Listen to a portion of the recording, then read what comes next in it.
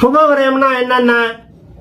மங்களகரமான காரியங்களுக்காக செய்யறது, திருமணம் ஆகாம தடைப்பட்டு இருக்கிறவங்களுக்கு திருமணம் செஞ்சு வைக்கிறது, நிலபுலன்களுக்காக செலவு பண்ணக்கூடிய விரைய செலவு, பிள்ளைகளினுடைய கல்விக்காக செய்யக்கூடிய விரைய செலவு, அதெல்லாம் சுப விரைய செலவு.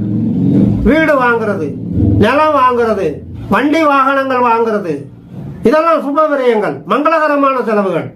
அப்படிப்பட்ட செலவுகளை வெள்ளி என்று சொல்லக்கூடிய சுக்கிர பகவான் 12ல இருந்தா அந்த ஜாதகனுக்கு கொடுத்துக்கிட்டு இருப்பாருன்னு அர்த்தம். 2ஆம் இடம்ங்கிறது தனத்தானம், வாக்குத்தானம், குடும்பத்தானம்.